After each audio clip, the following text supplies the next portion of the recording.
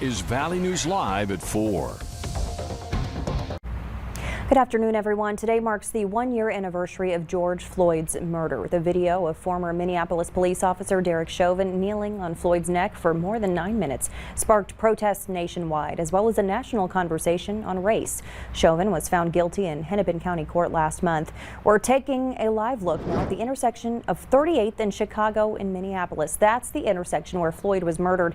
It's since been turned into a memorial space and has been blocked off from traffic for nearly a year. Community members and activists have been at the intersection all day celebrating Floyd's life with music, a moment of silence, and speakers whose lives have been impacted by police violence. But this morning, before the event began, shots rang out. Take a look at this. A news crew caught the chaotic scene on camera. Officers responded shortly after 10 o'clock. Callers told dispatchers that a vehicle was seen speeding away from the area. After shots rang out, the gunfire sent people running and scrambling for cover. One person showed up at a nearby hospital suffering from a gunshot wound. That person is expected to be okay. No word yet on a suspect or suspects. Biden invited the Floyd family to be in his presence, but I was going to D.C. for a purpose. I was going to D.C. for Biden to sign a bill. Biden has not signed that bill. Biden has broke a promise. Strong words from George Floyd's sister this afternoon after returning to Minneapolis from a meeting with President Biden in Washington, D.C. Skylar Henry has that story from the White House. George Floyd's family marked the one-year commemoration of his murder in Washington, D.C., meeting with President Biden and lawmakers. Today is the day that he set the world in a rage, and people realize what's going on in America, and we all said enough is enough. In Minneapolis, where he died, other members of the family joined elected officials for a moment of silence. It's time for a change. Floyd's murder, caught on cell phone and body cameras, sparked massive protests worldwide, calling for racial justice and police reform. President Biden called on Congress to come up with meaningful police reform by today, but that deadline won't be met.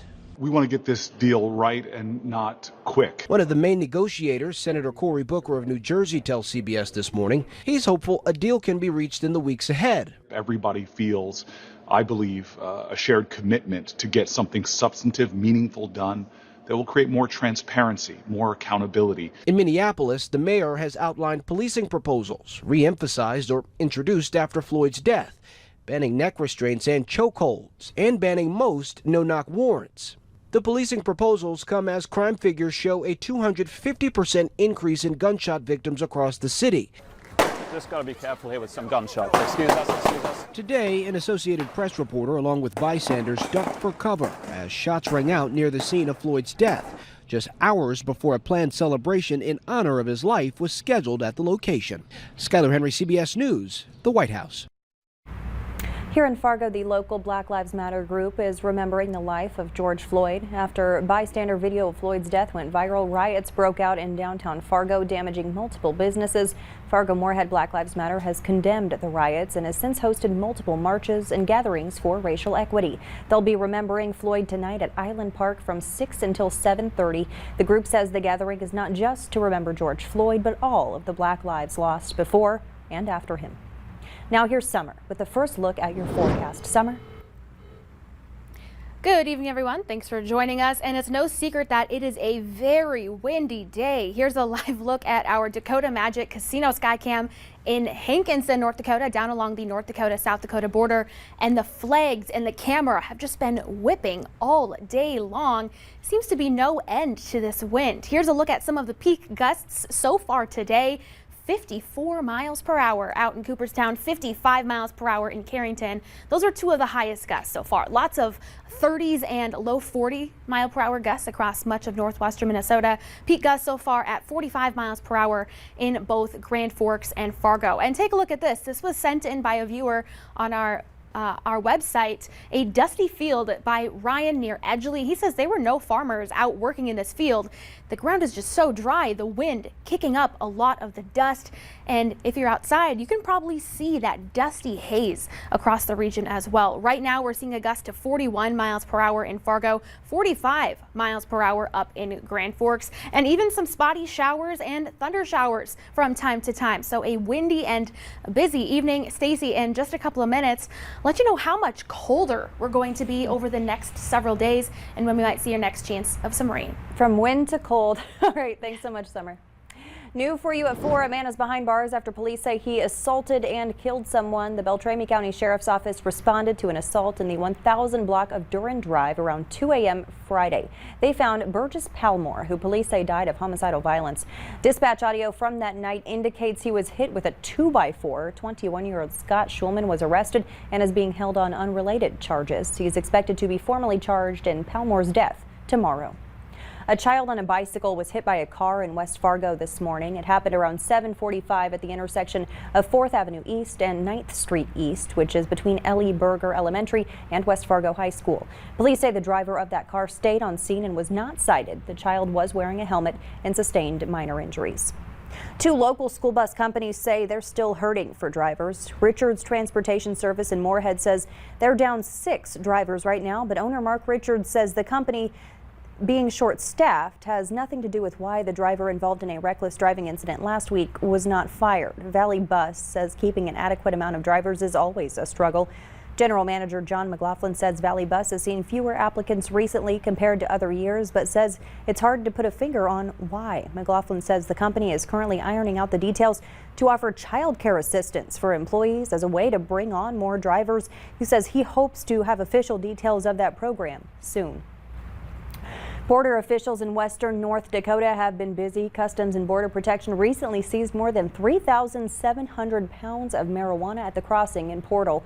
CBP says the commercial shipment was labeled as plastic containers, but they opened up the boxes and found more than $6 million worth of marijuana. One person was arrested. Their name has not been released. CBP also recently seized more than 645,000 Canadian dollars at the border. The agency says that came in through a passenger vehicle. You can carry money in and out of the states, but only $10,000 or less. The Canadian money snuck in is worth more than $535,000 US dollars. The Becker County Sheriff's Office is investigating a robbery at a gas station in Audubon. It happened just before 1 a.m. The suspect pictured here is described as a white man about 6 feet tall and 200 pounds. If you have any information, contact the Becker County Sheriff's Office. The man accused of setting a bridge on fire in Otter Tail County has been ordered to pay $1 million in restitution. 43-year-old Ryan Johnson was arrested last September for setting fire to the Star Lake Bridge along Highway 41. Investigators say Johnson told a neighbor he was going to blow up that bridge after someone ran over his dog. Matches, ammunition, a single-shot shotgun, and drugs were found inside his home, and authorities found several propane cylinders under the bridge. Johnson has been sentenced to 5 years in prison with credit for time served. He'll serve 10 years of supervised probation on top of that jail time and has been ordered to pay more than $1 million in restitution. A man has been sentenced to prison after pointing a gun at a car in Moorhead. The victims told officers they were forced to stop behind a car that was sitting in the road. 29-year-old Vance Jourdain got out of that car and started approaching them with a rifle. Police say he pointed the gun at them before getting back into the car. He's been sentenced to 5 years in prison with credit for time served. Governor Doug Burgum is ordering flags in North Dakota to fly at half-staff tomorrow as family, friends, and the law enforcement community remember West Fargo Police Lieutenant Adam Gustafson.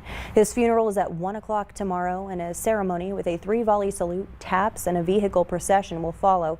The funeral is open to the public, and community members are welcome to pay their respects along the procession route. 25th Street will be closed from 34th to 37th Avenue South in Fargo until that vehicle procession has passed. All West Fargo city offices will be closed tomorrow. Other law enforcement agencies will be responding to calls in West Fargo. 3 Fargo schools will have early dismissal to accommodate the procession route. Centennial and Kennedy Elementary School students will get out at 1:20. Discovery Middle School students will be dismissed at 2. Wednesday and Thursday garbage routes will be collected on Thursday.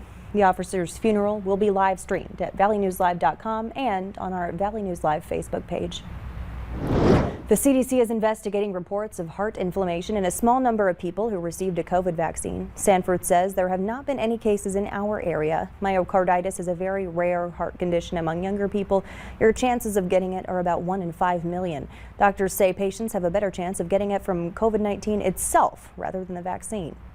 For whatever it's worth, that even if you are 1 in 5 million people who gets this complication from the vaccine, most of the cases seem to be resolving themselves without any specific medical attention other than rest.